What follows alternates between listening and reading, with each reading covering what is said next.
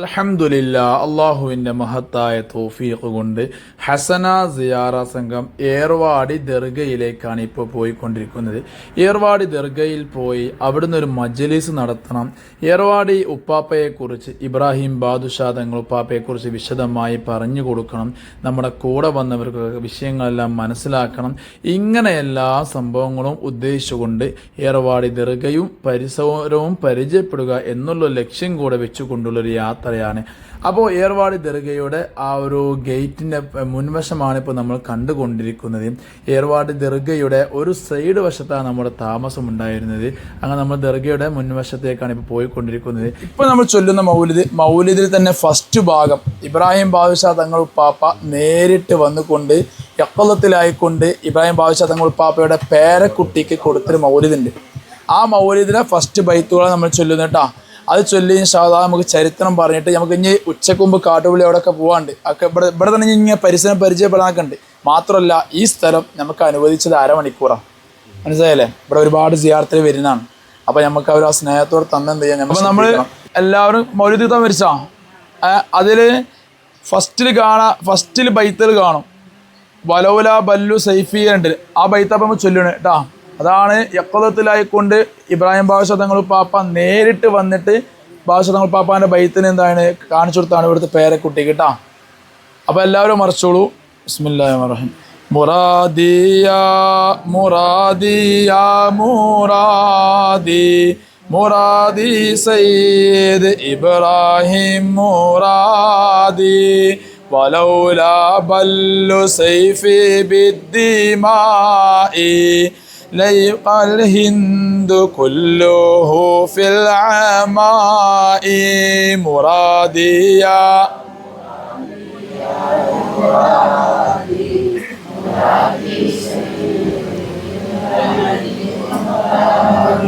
وأجريت الهدى والدين فيها فما زال الهداية في النماء مراديا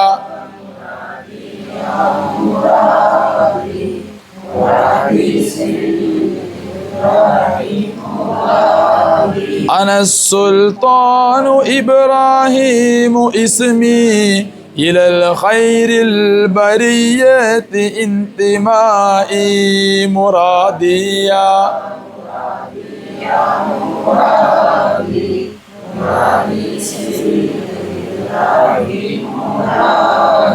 ملكت ممالك الهند قهرا بتأييد المؤيد بالسماء مراديا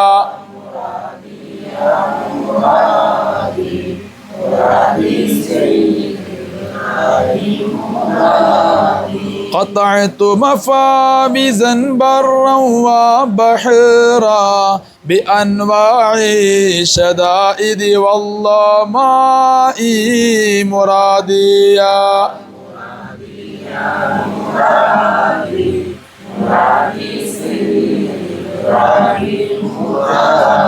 وكم من ليلة بتنا جياعا وكم يوم قطعنا بالظماء مراديا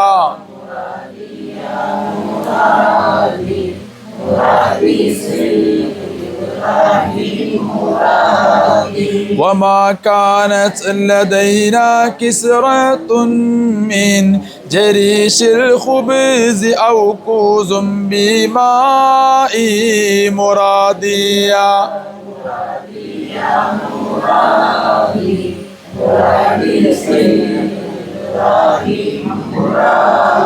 لإجراء شريعة بين قوم طغت أمواج غيث بالطماء مراديا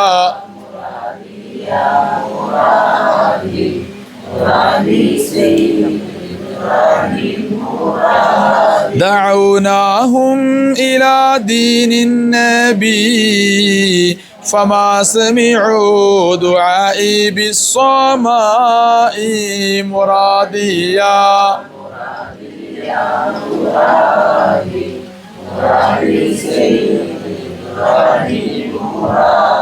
برزنا كالليوث على الحمير فما وجدوا لديهم من حماء مراديا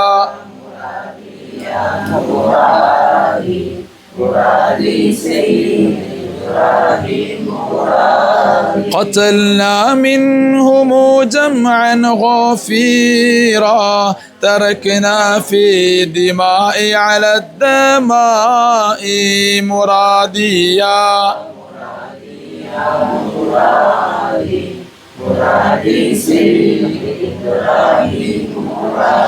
حزمت كتائب الكفار فردا تساقطت الجماع على الجماء مراديا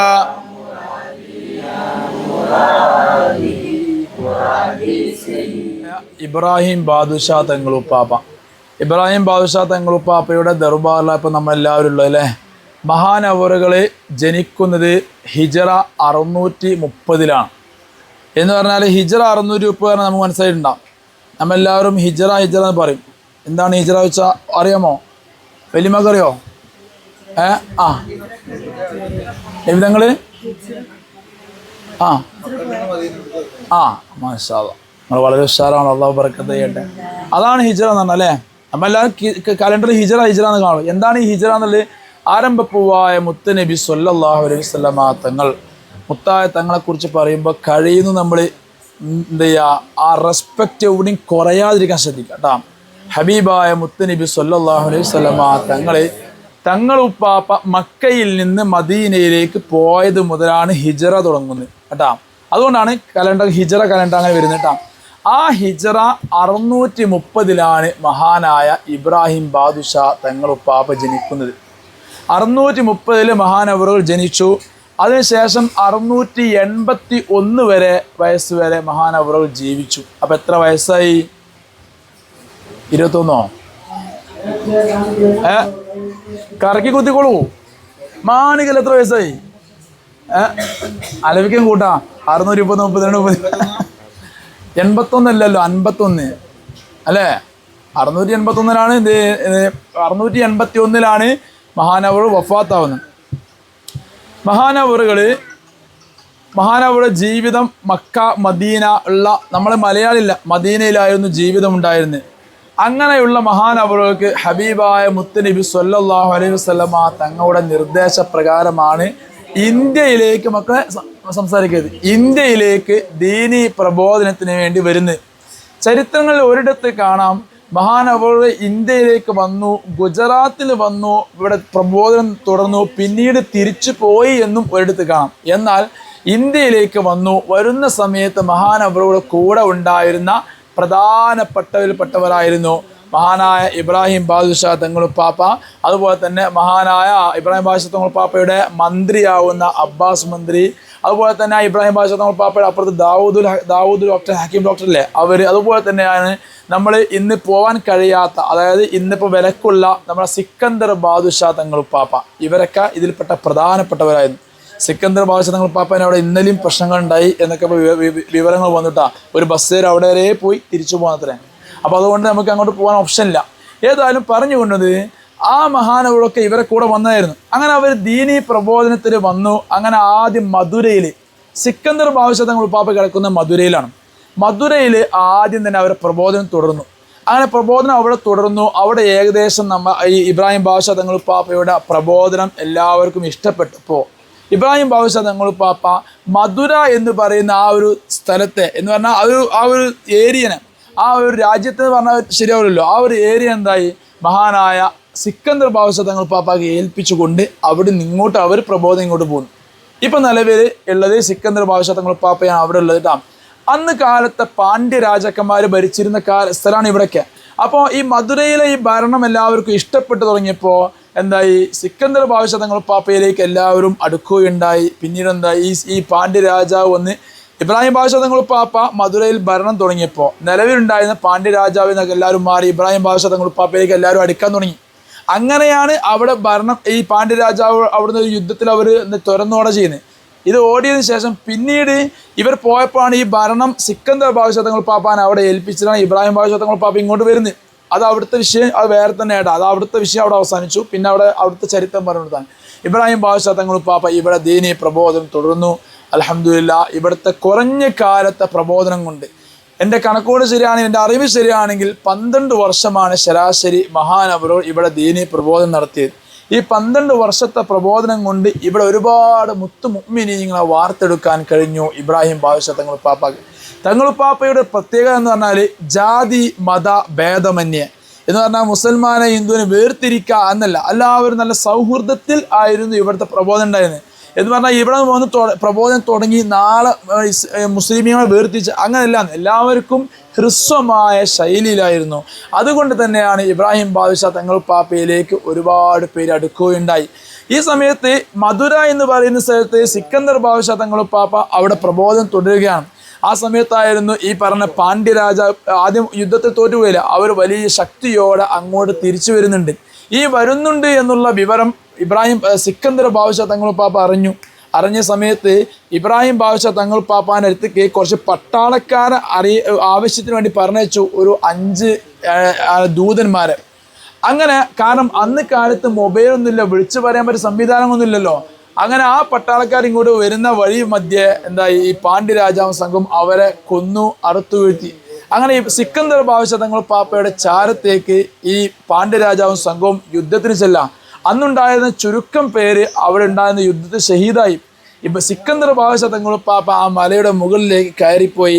ആ മല മുകളിൽ അവർ ഗുഹയിൽ ഇബാദത്തിലായി മുഴുകിക്കൊണ്ടിരിക്കുമ്പോൾ ഈ സംഘം, ഈ പാണ്ഡ്യരാജാവിൻ്റെ സംഘം ഉണ്ടല്ലോ, അവർ മലയുടെ മുകളിലേക്ക് കയറി വന്നു.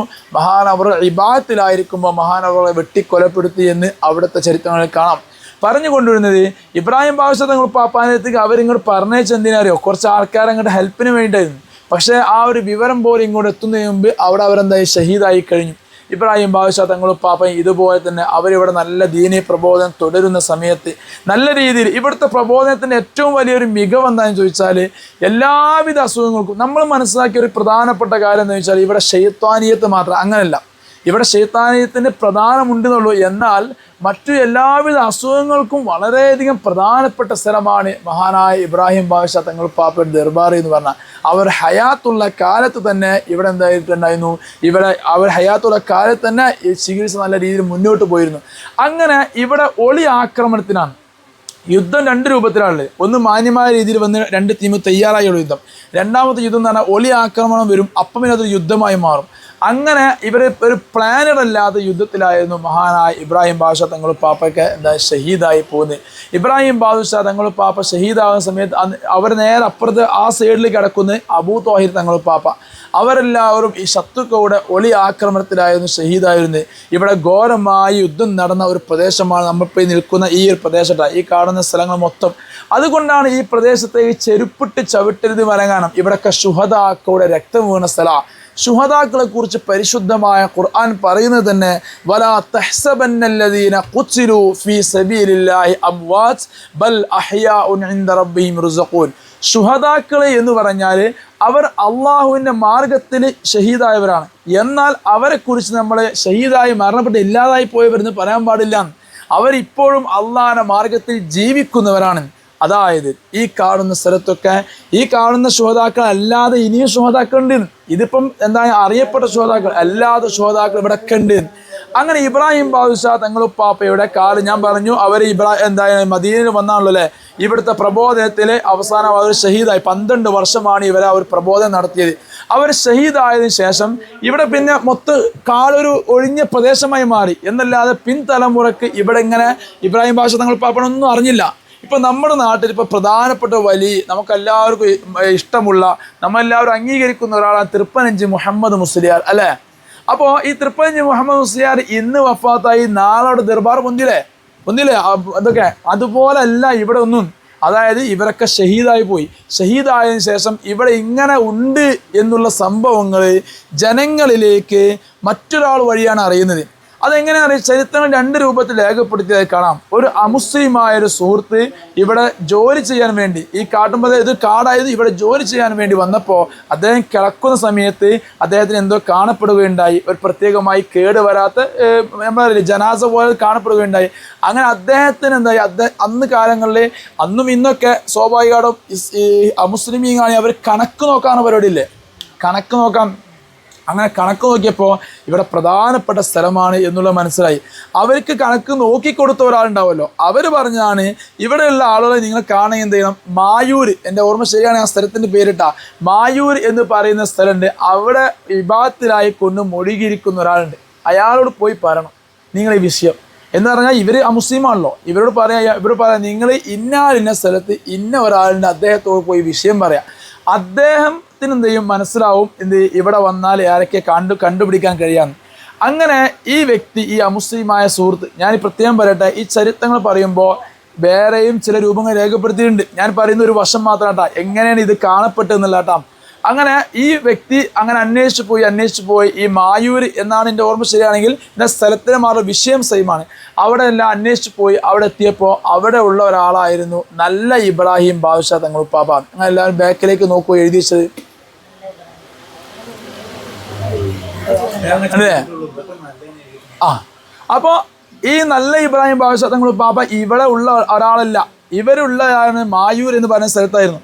അപ്പോൾ അവരവിടെ ഇബാദത്തിലായിക്കൊണ്ട് മുഴുകിയിരുന്നു. അവരോട് ഈ വിഷയങ്ങളെല്ലാം പറയുകയുണ്ടായി.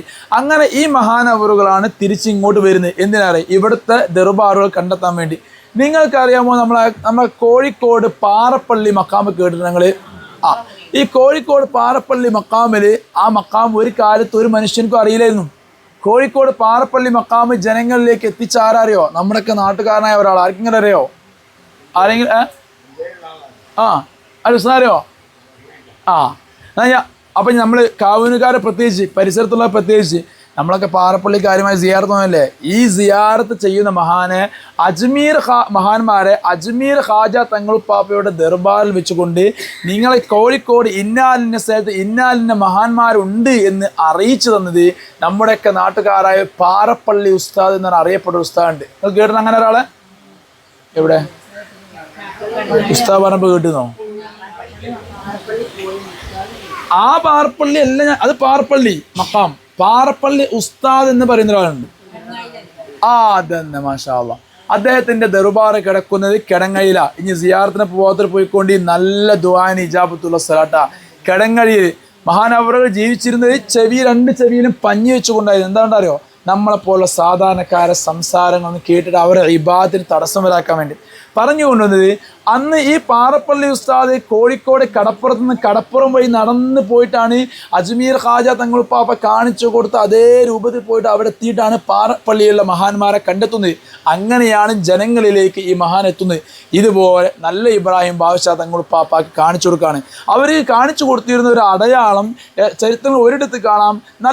നിങ്ങൾ ഈ പറയുന്ന പ്രദേശത്തേക്ക് ചെല്ലുക. ഇപ്പം നമ്മൾ ഈ മുസ്ലിമായ സുഹൃത്തൊരു ഏരിയയിലെ കണ്ടിട്ടുള്ളൂ, ഇവിടെ ആരൊക്കെ ഉണ്ട് എന്നുള്ളതൊക്കെ മനസ്സിലാക്കാൻ വേണ്ട. ചെല്ലുന്ന സമയത്ത് നിങ്ങൾക്ക് നല്ല സുഗന്ധം, ഇങ്ങനെ കസ്തൂരിയുടെ വാസന എങ്ങനെ വരും. ആ വാസനയുള്ള സ്ഥലം വരുമ്പോൾ നിങ്ങൾ മനസ്സിലാക്കുക ഇന്നാലിൻ്റെ സ്ഥലത്താണ് ഇന്നാലിൻ്റെ, അതായത് ഇബ്രാഹിം ബാദുഷാ തങ്ങൾ പാപ്പയൊക്കെ ഉള്ളതെന്നില്ല. അങ്ങനെയാണ് അദ്ദേഹം ഇങ്ങനെ വന്ന് ഒരുപാട് ഈ പരിസരം എല്ലാം ഇങ്ങനെ തിരഞ്ഞ് നോക്കുമ്പോഴാണ് ഇബ്രാഹിം ബാദുഷാ തങ്ങൾ പാപ്പയുടെ ദർബാറിലെത്തുന്നു ഈ സ്ഥലം. അപ്പോൾ ഇത് ഒരു ബ്രാങ്ക് നമ്മളെ മനസ്സിൽ വരേണ്ടതെന്ന് അറിയോ, നമ്മളിപ്പോൾ പോയാൽ കൊടിമരം, ഇതുപോലെ കുറച്ച് കാട് മൂടിയ ഒന്നുമില്ലാത്ത സ്ഥലം. അങ്ങനെ ആ ഒരു ഏരിയയിലെത്തുമ്പോൾ നല്ല സുഗന്ധം ഇങ്ങനെ വാസനിക്കുകയുണ്ടായി. അങ്ങനെ ഈ കാണുന്ന നല്ല ഇബ്രാഹിം ബാദുഷാ തങ്ങളുപ്പാപ്പയാണ്. ഇബ്രാഹിം ബാദുഷാ തങ്ങളുപ്പാപ്പ എന്ന് പറയുന്ന ഈ വലിയ മഹാന്റെ ദർബാർ ഇതാണ് എന്നുള്ളതൊക്കെ സ്ഥിരീകരിച്ചു തന്നത്. മനസ്സിലായില്ലേ? അപ്പോൾ ഈ മഹാന്റെ ദർബാർ ഇങ്ങനെ സ്ഥിരീകരിച്ച് തരണമെങ്കിൽ ഈ മഹാൻകാർ കഴിവുള്ളതുകൊണ്ടല്ലേ. അപ്പോൾ അങ്ങനെ വലിയ മഹത്വമുള്ള മഹാനും കൂടിയാണ് നല്ല ഇബ്രാഹിം ബാദുഷാ തങ്ങളുപ്പാപ്പ. അങ്ങനെ അന്ന് മുതൽ ഇവിടെ എന്തായി, ഇവിടെ ദർഗ മുമ്പേ ഞാൻ പറഞ്ഞ ചികിത്സ ഉണ്ടായിരുന്നു. അതിനുശേഷം ഇവിടെ എല്ലാവിധ ചികിത്സകളും നടക്കാൻ തുടങ്ങി. ഇബ്രാഹിം ബാദുഷാ തങ്ങളുപ്പാപ്പയുടെ ഇവിടുത്തെ ചികിത്സാ രീതിയാണ്. അപ്പോൾ നമ്മളെല്ലാവരും ഇവിടെ വന്നപ്പോൾ കണ്ട രംഗം എന്താ, അങ്ങനെ കറങ്ങുന്നാലേ. അപ്പോൾ നമ്മളിന്ന് പലരും മനസ്സിലാക്കി, എന്ത് മനസ്സിലാക്കി വല്യമ്മ? എന്തൊക്കെയോ മനസ്സിലാക്കി. കാബന്, അതായത് ഇവിടെ ഇങ്ങനെ ചുറ്റുക എന്നുള്ളത് ഇവിടുത്തെ നിബന്ധനകളിൽ പെട്ട ഒന്നല്ല. മനസ്സിലായില്ലേ? അതാണ് നമ്മൾ മനസ്സിലാക്കേണ്ട കാര്യം. ഇവിടെ ചുറ്റുക എന്നുള്ളത് ഇവിടുത്തെ നിബന്ധനകളിൽ പെട്ട ഒന്നല്ല. എന്ന് പറഞ്ഞാൽ ചുറ്റിയാലേ ഇളകളൊന്നുമില്ല. നമുക്കൊരു കേസുണ്ട് സങ്കല്പിക്കുക. ഈ കേസ് എന്ന് പറഞ്ഞാൽ ശൈത്വാനീയത്ത് മാത്രമല്ല, കാലങ്ങളായി എനിക്ക് മാറാത്തൊരു അസുഖമുണ്ട്. അപ്പോൾ ഇനി ഞാൻ പറയാൻ പോകുന്നത് ഇവിടുത്തെ ചികിത്സാ രീതിയാണ് പറയുന്നത് കേട്ടോ. കാലങ്ങളായി നമുക്ക് മാറാത്തൊരു അസുഖമുണ്ട്. അപ്പം നമ്മൾ എന്ത് ചെയ്യുക, നമ്മുടെ വീട്ടിൽ നിന്ന് എഴുതിക്കൊണ്ടുവരാം. അതായത് ഇപ്പം ഞാനാണ് സങ്കല്പിച്ചോളി, അബ്ദുൽ അസീസ് അഹമ്മദ് കുട്ടി ഫൈസി എൻ്റെ ഉപ്പാൻ്റെ പേരും എൻ്റെ പേരും എഴുതാം. എന്നിട്ട് ഞാൻ കാലങ്ങളായി ഇത്രയൊക്കെ അസുഖങ്ങളെ കൊണ്ട് ബുദ്ധിമുട്ടുന്നുണ്ട് എന്നുകൊണ്ട്, ഇത് ഞാനീ പറയുന്നത് ഇവിടെ സ്ഥിരമായി ചികിത്സക്ക് വരുന്ന സയ്യിദന്മാരുണ്ട്. എൻ്റെ സുഹൃത്താവ് ഞാൻ തന്നെ പറഞ്ഞില്ലേ, നമ്മളെ സയ്യിദ് അരീക്കോട്. അപ്പോൾ അവർ പറഞ്ഞ രൂപട്ടാ, ഓരോരുത്തർക്കും ഓരോ വ്യത്യസ്തമായ കാഴ്ചപ്പാടായിരിക്കും. ഞാൻ പറഞ്ഞ 1 രൂപ വരണ്ട, അങ്ങനെ എഴുതി കൊണ്ടുവരിക. എന്നിട്ട് നമ്മൾ അസുഖങ്ങളൊക്കെ വൃത്തിയായി എഴുതുക. അസുഖമാവട്ടെ അല്ലെങ്കിൽ മുറാദാവട്ടെ വൃത്തിയായി എഴുതി നമ്മൾ എന്ത് ചെയ്യുക, ഇവിടെ കൊടുന്ന് അവർ പറയുന്ന പ്രകാരം ഈ നല്ല ഇബ്രാഹിം ബാദുഷാ തങ്ങൾ പാപ്പാൻ്റെ അടുത്ത് ഇവിടെ കൊടുന്ന് ഏൽപ്പിക്കാൻ മതി. ഇവിടെ ദർബാറിൽ വെച്ചാൽ മതി. അങ്ങനെ വെച്ച് കഴിഞ്ഞാൽ തന്നെ നമുക്ക് എന്ത് ചെയ്യും, ഇവിടെ കേസ് ഏറ്റെടുത്താൽ തന്നെ നമുക്ക് ഇളകാനുള്ളതാണ്. ശൈത്വാനിയത്ത് വല്ലതുമാണെങ്കിൽ നമുക്ക് ഇവിടുന്ന് ഇളകും. അതേ സമയത്ത് നമ്മൾ ഇവിടെ തുടരേണ്ടതാണെങ്കിൽ ഇബ്രാഹിം ബാദുഷാ തങ്ങൾ പാപ്പ നമുക്ക് എന്ത് ചെയ്യും, സ്വപ്നത്തിൽ കാണിച്ചു തരും. ഇവിടുത്തെ ചികിത്സ അങ്ങനെ ഡയറക്റ്റ് അല്ല. നമുക്ക് തന്നെ ഇപ്പം എനിക്കാണ് ഈ രോഗമെങ്കിൽ എനിക്ക് മനസ്സിലാവും, ഓട്ടോമാറ്റിക്കലി മനസ്സിൽ പറയും എനിക്ക് ഇവിടുന്ന് പോകാനായില്ല, ഒരു 10 ദിവസം ഇവിടെ നിൽക്കണം, 5 ദിവസം ഇവിടെ നിൽക്കാം, നമുക്ക് മനസ്സിലായില്ലേ? ആ കണക്ക് പ്രകാരമാണ് ഇവിടെ എന്ത് ചെയ്യുക, കേസെടുക്കാം. ഇനി മറ്റൊരു കാര്യം എന്താണെന്ന് ചോദിച്ചാൽ, ഇവിടെ കേസെടുക്കുക എന്ന് പറഞ്ഞാൽ ഇവിടെ കൊടുത്തു എന്നുള്ളത് ഇവിടെ മാത്രമല്ല കേസെടുക്കുക. ഇവിടുത്തെ കേസ് തന്നെയാണ് നമ്മളെ കാട്ടുപള്ളി, അറക്കാസും അവിടെ ഒക്കെ ഉണ്ട്, എല്ലാ സ്ഥലത്തും. ഇവിടുന്ന് എന്ത് ചെയ്യും, ഇവിടെ വരുന്ന കേസ് തന്നെ പലയിടങ്ങളിലേക്കും ഇബ്രാഹിം ബാദുഷാ തങ്ങൾ പാപ്പ ഡിവൈഡ് ചെയ്യും.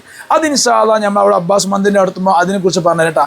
ഏതായാലും ഇവിടെ വന്നു കഴിഞ്ഞാൽ ഈ ചുറ്റുന്നുണ്ടല്ലോ, ചുറ്റുന്നത് പാടില്ലാത്ത കാര്യമില്ല. ഞാൻ പറഞ്ഞത് ഇത് നമ്മുടെ ശരീരത്തിൽ ശൈത്താനിയത്തിൻ്റെ ഇളകാൻ നിർബന്ധമായ ഒന്നല്ല എന്ന് പറഞ്ഞത്.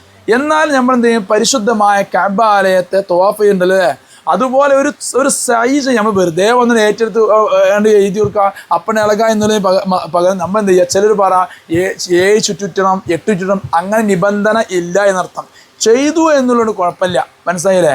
ഇനി എന്നല്ലാതെ നമ്മൾ വരുമ്പോഴേക്കും ഇളക ആ സംഭവമൊന്നുമില്ല, അങ്ങനൊന്നും ഇവിടെ ഇല്ല. നമ്മൾ വന്ന് ഇതുമായി നമുക്ക് ശൈത്താനിയത്ത് വല്ലതും ഉണ്ടെങ്കിലും ഓക്കെ, അതുമായി ബന്ധപ്പെടുന്നത് നമുക്ക് ഇളക്കങ്ങൾ കൊടുക്കും. അങ്ങനെയാണ് ഇവിടുത്തെ തിയറിട്ടാ. ഇനി നമ്മൾ മനസ്സിലാക്കേണ്ട കാര്യം എന്ന് വെച്ചാൽ, ഇബ്രാഹിം ബാദുഷാ തങ്ങൾ പാപ്പാൻ ഇവിടെ ചികിത്സാ രീതി മനസ്സിലായില്ലേ? മഹാനവറുകൾ വഫാത്തായിട്ടുണ്ട് എങ്കിലും ഹയാത്തിലുള്ളതുപോലെയാണ് ഇപ്പോഴും ഇവിടെ ഈ ചികിത്സ നടന്നുകൊണ്ട്. അപ്പം നമ്മളെല്ലാവരും കണ്ട സംഭവമല്ലേ.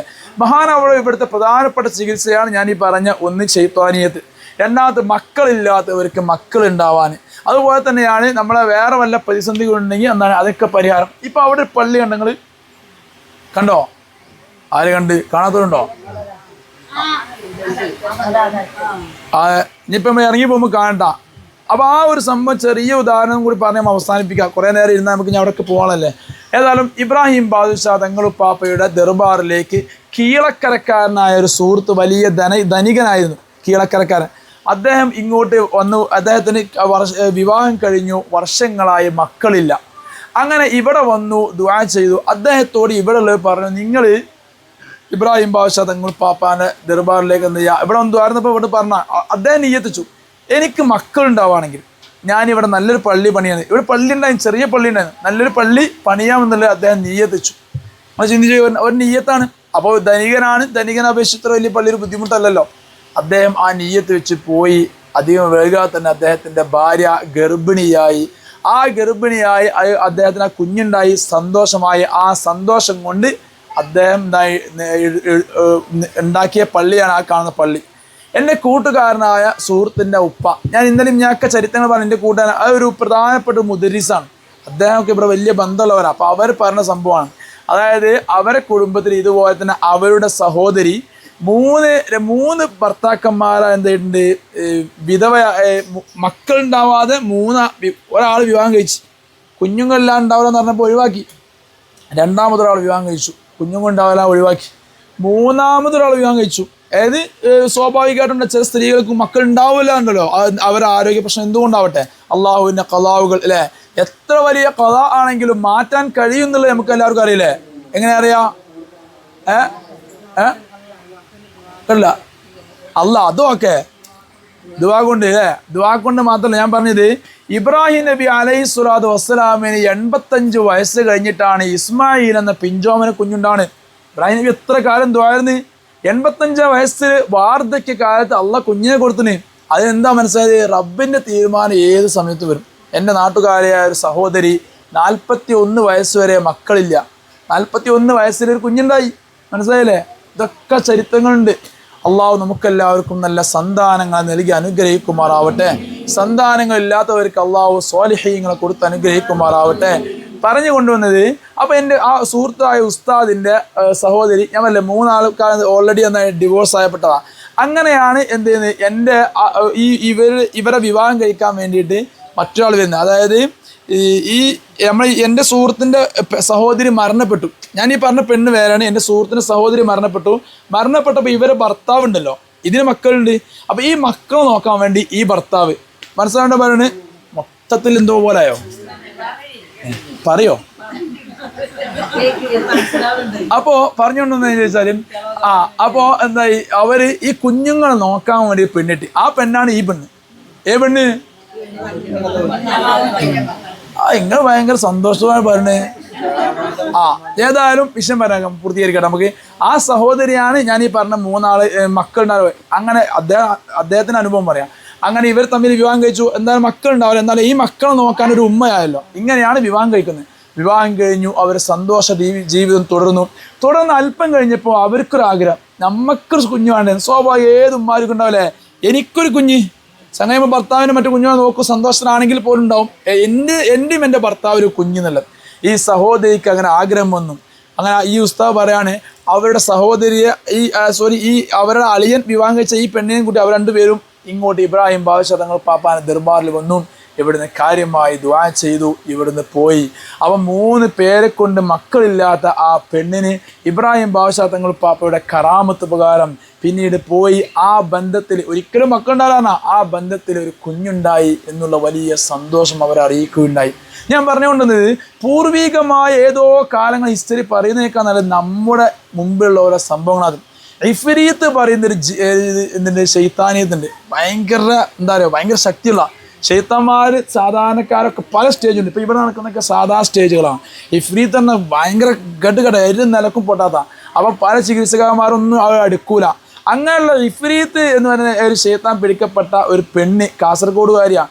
ഇവിടെ വന്നു, ഇബ്രാഹിം ബാദ്ശാ തങ്ങൾ പാപ്പാനെന്നു അത് വളരെ സിമ്പിളായിക്കൊണ്ട് ഇവിടുന്ന് ഏറ്റെടുത്തു, പരിഹാരമായി. ഇവിടുത്തെ ചികിത്സാ രീതികൾ ഇബ്രാഹിം ബാദ്ശാ തങ്ങൾ ഇവരിങ്ങനെ നടക്കുമ്പോൾ ചിലപ്പോൾ ഈ ചെറി കുടിക്കും, അങ്ങനത്തെ ഇബ്രാഹിമേ ഇങ്ങനത്തെ ഇബ്രാഹിമേ. നിങ്ങൾ കണ്ടോ, ഇന്നലെ നിങ്ങൾ രാത്രി ശ്രദ്ധിച്ചോ, ഒരു പെണ്ണ് കുറേ അറബിയൊക്കെ പറയണേ. അപ്പം നമ്മളെല്ലാവരും എന്ത് മനസ്സിലാക്കി, പടച്ചോനെ നല്ല കിതാബ് കോരി തിരുവാറിലെ പെണ്ണാണല്ലേ, മനസ്സിലാക്കിയില്ലേ? യഥാർത്ഥത്തിൽ അത് ആ പെണ്ണല്ല പറയണത്, മനസ്സിലായല്ലേ? ശൈത്താനീയത്തിൻ്റെ ഇളകിയാൽ ഈ പല ഭാഷയും വരും, പല ആക്ഷനും വരും, എല്ലാം വരും. അവരോട് പോയി അപ്പുറത്ത് പോയി അടിക്കാനുള്ള ചുമരുമേ അവരെല്ലാം അടിക്കുന്നത്. ആ ശൈത്താനെ എന്തായി അവിടെ മേലിൽ പോവാൻ സമ്മതമല്ല. എന്നാൽ ഇബ്രാഹിം ബാദ്ശാ തങ്ങൾ പാപ്പ എന്ത് ചെയ്യുന്നത്, അവിടെ ഇടപെടുമ്പോൾ പോവുകയും വേണം. ആ ഒരു സമയം ഉണ്ടല്ലോ, ഈ ഒരു സാഹചര്യത്തിൽ അവരെന്ത് ഇളക ചെയ്യുന്നത്. യഥാർത്ഥത്തിൽ അവർക്കിതൊന്നും ഓർമ്മ ഉണ്ടാവില്ല. കുറച്ച് കഴിഞ്ഞാൽ അവർ വീണ് കഴിഞ്ഞാൽ പിന്നെ അവർക്കിതൊന്നും ഓർമ്മ ഉണ്ടാവില്ല. മനസ്സിലായി? ഇവിടുത്തെ ചികിത്സാ രീതിയാ പറഞ്ഞിട്ടാ. അള്ളാഹു കാക്കുമാറാവട്ടെ. നമ്മൾ കാണുമ്പോഴും കേൾക്കുമ്പോഴൊക്കെ രസങ്ങളുണ്ടെങ്കിലും ഒരു പ്രതിസന്ധി നമ്മുടെ ജീവിതത്തിൽ വന്നാൽ, നമ്മൾക്കോ നമ്മുടെ മക്കൾക്കോ വന്നാൽ എത്രമാത്രം വേദനകൾ ആലോചിക്കുക. ഒരു കുടുംബത്തിൽ ചെറിയൊരു സുഖമില്ലാത്ത ഒരു കുട്ടി ഉണ്ടായ പോലെ കുടുംബം മൊത്തം അതിന്മ നിരകിച്ച് അതിന്മ തന്നെ ഇല്ലാതെ പോകും. അള്ളാഹു സുബ്ഹാനഹു വ തആല അങ്ങനെയുള്ള പ്രതിസന്ധികൾ നമ്മൾ കാക്കുമാറാവട്ടെ. നമ്മളെപ്പോഴും മനസ്സിലാക്കണം, എൻ്റെ റബ്ബ് എനിക്ക് തന്ന ഓരോ അനുഗ്രഹങ്ങളും, മനസ്സിലായില്ലേ? നമ്മൾ മനസ്സിലാക്കേണ്ട കാര്യം, ഈ ഇബ്രാഹിം ബാദ്ശാ തങ്ങൾ പാപ്പാന്റെ ദർബാർ ഇവിടം വരെ വന്നു. ഇതുപോലെ ഈ ചരിത്രങ്ങളെല്ലാം മനസ്സിലാക്കാൻ അള്ളാഹ് നമുക്ക് തൗഫീഖ് തന്നില്ലേ? ആലോചിച്ച് ഇപ്പൊ ഇവിടെ നടക്കുന്ന പലരും അവർ വന്ന് എന്താ അറിയോ, അവരൊക്കെ നീറുന്ന വേദനയിൽ നിന്നൊന്ന് സമാധാനം കിട്ടാൻ. നിങ്ങൾ വന്ന് എന്തിനാ മഹാന്മാരൊക്കെ ദർബാറൊക്കെ സിയാറത്ത് സന്തോഷിക്കാൻ. നമ്മളും അവരും ഒരേ ഉമ്മയുടെ മക്കളാ അല്ലേ, നമ്മളെപ്പോലുള്ളൊരു ഉമ്മയുടെ മക്കളാണ് നിൽക്കുന്നത്. അപ്പൊ അതിൽ നിന്ന് അള്ളാഹു നമ്മളെ വ്യത്യസ്തരാക്കി നമ്മൾ കാത്തു. അൽഹംദുലില്ലാ സുമ്മ അൽഹംദുലില്ലാ. എപ്പോഴും അള്ളാഹു സ്തുതിക്കണം നമ്മൾ. അങ്ങനെ ആവുമ്പോഴേ നമുക്ക് എന്ത് മനസ്സിലാവുള്ളൂ, എൻ്റെ റബ്ബ് എനിക്ക് എത്രമാത്രം അനുഗ്രഹം തന്നു എന്ന് മനസ്സിലാവുള്ളൂ. നിങ്ങൾ ആലോചിച്ച് ഇന്നലെ രാത്രി നമ്മൾ സിയാറത്ത് നമ്മൾ കുറേ ആൾക്കാർ കിടക്കണ്ടില്ലേ, അവർക്ക് നമ്മളെപ്പോലെ പോയി റൂമിൽ ഉറങ്ങാൻ ആഗ്രഹമില്ലാത്തതുകൊണ്ടല്ല, അവരുടെ കേസുകളും കാര്യങ്ങളും അങ്ങോട്ട്. ഇപ്പം ചെറിയ കുഞ്ഞ് പോണ് അല്ലേ, ആ കുഞ്ഞ് പോണെന്ന് ഞാൻ പറഞ്ഞത് ആ രോഗിയെ കാണിക്കാനല്ല, ഇതൊക്കെ ഞാൻ പറഞ്ഞത്. ഇപ്പം ഇവർക്കൊക്കെ നമ്മളെപ്പോലെ റൂമുകളിൽ പോയി മറ്റു സ്ഥലങ്ങളിൽ പോകാൻ ആഗ്രഹമുണ്ട്, പക്ഷെ അവർക്ക് ഇവിടുന്ന് പെർമിഷനില്ല പോകാൻ. ഇബ്രാഹിം ബാദ്ശാ തങ്ങൾ പാപ്പയുടെ നിർദ്ദേശപ്രകാരമേ ഇവിടുന്ന് ഇറങ്ങിപ്പോകാൻ പറ്റുള്ളൂ. ഓരോ കണക്ഷൻ ഉണ്ട്. നമുക്കിത് മായാലോകമായിട്ട് പറഞ്ഞാൽ മനസ്സിലാവില്ല, ഇവിടെ യഥാർത്ഥ നടക്കുന്ന വിഷയങ്ങളാണ്. ഏതായാലും പറഞ്ഞു കൊണ്ടുവന്നത് ഇങ്ങനെയുള്ള പ്രതിസന്ധികൾ നിന്നൊക്കെ അള്ളാഹു നമ്മെ കാത്തു അല്ലേ. എപ്പോഴും അള്ളാഹു സുബ്ഹാനഹു വ തആല നമ്മെ ഇതെന്നെല്ലാം രക്ഷപ്പെടുത്തുമാറാവട്ടെ. അപ്പൊ ഇവിടെ ലൈവായി കൊണ്ട് ചികിത്സ നടക്കുന്ന സ്ഥലമാണ്. എന്ത് ദുആ ചെയ്താലും ഇജാബത്തുണ്ട്, ഒരു സംശയമില്ല. ഏറ്റവും വലിയ കാര്യം പൊന്നു മോനെ എന്ന് വിളിച്ചുകൊണ്ട് മുത്തായ നബി സല്ലല്ലാഹു അലൈഹി വസല്ലം തങ്ങൾ ഇന്ത്യയിലേക്ക് നമുക്ക് നേതൃത്വം നൽകാൻ വേണ്ടി പറഞ്ഞയച്ചവരാണ്. നമ്മളെല്ലാവരും അജ്മീർ ഖാജയുടെ ദർബാറിൽ പോയില്ലേ? ആരൊക്കെ പോയിട്ടുണ്ട്? വിഷമിക്കണ്ട, ഹസനന്റെ അജ്മീർ ഉണ്ടാവും ഇൻഷാ അല്ലാഹ്. അള്ളാഹു നമുക്കെല്ലാവർക്കും ഖാജയുടെ ദർബാറിലേക്ക് പോകാൻ തൗഫീഖ് നൽകുമാറാവട്ടെ. അത് ഹസനന്റെ കൂടെ അല്ല, ആരെ കൂടെ പോയാലും അവിടെ എത്തിയാൽ മതിട്ടാ. എത്താത്തവരെല്ലാവരും ഇവിടുന്ന് നിയ്യത്ത് ചോളി അജ്മീർ ഖാജിന്റെ അടുത്തേക്കും അതുപോലെ തന്നെ പരിശുദ്ധമായ ഉംറക്ക് പോകാൻ അത് ആരെക്കൂടെ അല്ല, അവിടെയൊക്കെ പോകണം. മനസ്സിലായി? ആരോഗ്യമുള്ള സമയത്ത് അവിടെയൊക്കെ പോയി എത്തണം. ഞാൻ പറഞ്ഞുകൊണ്ടത് അജ്മീർ ഖാജ തങ്ങൾ പാപ്പ വലിയ വലിയ സയ്യിദാണ്, വലിയ വലിയാണ്, വലിയ ആലിമാണ്, വലിയ മർത്തബയുള്ള, അതായത് ഇന്ത്യക്കാരാവും നമുക്ക് ആരംഭപ്പൂവായ തങ്ങൾ പറഞ്ഞേച്ചാണ് ഇന്ത്യക്കാർക്ക് നേതൃത്വത്തിന്. അതുപോലെ പറഞ്ഞാണ് ഇബ്രാഹിം ബാഷ തങ്ങൾ പാപ്പയും. എന്നാൽ ഇവർ തമ്മിലുള്ളൊരു വ്യത്യാസമുണ്ട്. ഇവർ തമ്മിൽ ഇബ്രാഹിം ബാഷ തങ്ങൾ പാപ്പയെ ഹൈലൈറ്റ് ചെയ്യുന്നു, കുറച്ചും കൂടി പദവി ഉയരുന്ന കാര്യം. അജ്മീർ ഖാജ തങ്ങൾ പാപ്പ ഞാൻ നേരത്തെ പറഞ്ഞ സയ്യിദാണ്, ആലിമാണ്, വലിയ വലിയാണല്ലോ അല്ലേ. ഇതെല്ലാം കൊണ്ട് ഇവർ രണ്ടുപേരും ഒരുപോലെ. ഇവിടെയും സയ്യിദാണ്, ആലിമാണ്, വലിയ വലിയാണ്, എല്ലാം ഓക്കെയാണ്. പക്ഷേ അജ്മീർ ഖാജ തങ്ങൾ പാപ്പ ഷഹീദല്ല. മനസ്സിലായില്ലേ? എന്നാൽ ഇബ്രാഹിം ബാഷ തങ്ങൾ പാപ്പ എന്താണ്? ഷഹീദാണ്. ഷഹീദിന് അള്ളാഹുവിൻ്റെ അടുക്കൽ വലിയ പദവിയുണ്ട്. ഞാൻ പറഞ്ഞല്ലോ പരിശുദ്ധമായ ഖുർആൻ ആയത്ത്. അപ്പോൾ ഞാൻ പറഞ്ഞുകൊണ്ടത് ഒരിക്കലും അജ്മീർ ഖാജ തങ്ങൾ പാപ്പ താവുന്നില്ല. പക്ഷെ ഇവിടെ എന്താണ് ഒന്നും കൂടി പ്രത്യേകത, ഒരു സ്ഥാനം കൂടി മർത്തബ കൂടുതലുണ്ട് കേട്ടോ. അപ്പോൾ അത്ര വലിയ മഹാന്റെ ദർബാറിലപ്പോൾ നമ്മളുള്ളത് അധികരിപ്പിക്കുന്നില്ല. നമുക്ക് അവിടെ ഇവിടെയൊക്കെ പല സ്ഥലങ്ങൾ പോകാനുള്ളതുകൊണ്ട് ഇൻഷാ അല്ലാഹ് നമ്മൾ ദുആ ചെയ്തതിനു ശേഷം ഇവിടുത്തെ എല്ലാ സംഭവങ്ങളും കണ്ട് ചരിത്രങ്ങൾ മനസ്സിലാക്കി ഇവിടുന്ന് പിരിയട്ടാ. അൽഹംദുലില്ലാഹി റബ്ബിൽ ആലമീൻ حمدا يوافي نعمه ويكافئ مزيدا اللهم صل على سيدنا محمد وعلى آل سيدنا مولانا محمد. അങ്ങനെ ഞങ്ങൾ ഏർവാടി ദർഗയിൽ ചരിത്രങ്ങളെല്ലാം പറഞ്ഞു കൊടുത്തു. ദർഗയിൽ പോയി സിയാറകളെല്ലാം ചെയ്തു. ഇൻഷാ അല്ലാഹ് പ്രിയമുള്ളവരെ, നമ്മുടെ വീഡിയോക്ക് നിങ്ങളുടെ അഭിപ്രായങ്ങൾ കമൻറ്റ് ബോക്സിൽ അറിയിക്കണേ. നിങ്ങളുടെ ഫാമിലി ഗ്രൂപ്പുകൾക്ക് നമ്മുടെ വീഡിയോകൾ എത്തിക്കാൻ ശ്രമിക്കണേ. ഇൻഷാ അല്ലാഹ് ഞങ്ങളുടെ യാത്രയുടെ മറ്റു വീഡിയോകളുമായി വീണ്ടും നമുക്ക് കാണാം. നിങ്ങളെപ്പോഴും നിങ്ങളുടെ പ്രാർത്ഥനയിൽ ഉൾപ്പെടുത്തണമെന്ന് വിനയത്തോടെ സൂചിപ്പിക്കുകയാണ്. ഇങ്ങനെ വീഡിയോ ചിത്രീകരിക്കാൻ അതിൻ്റേതായ റിസ്കുകളൊക്കെ ഉണ്ട്. ആയതിനാൽ നിങ്ങളെല്ലാവരും കാണുന്ന വീഡിയോ മറ്റുള്ളവർക്ക് അയക്കുക. അതുപോലെ തന്നെ നിങ്ങളുടെ വിലയേറിയ കമൻറ്റുകൾ, ഇതൊക്കെയാണ് നമുക്ക് ആകെയുള്ള അസറ്റ്. ഇൻഷാ അല്ലാഹ് വീണ്ടും കാണാം. അസ്സലാമു അലൈക്കും വറഹ്മത്തുള്ളാഹി.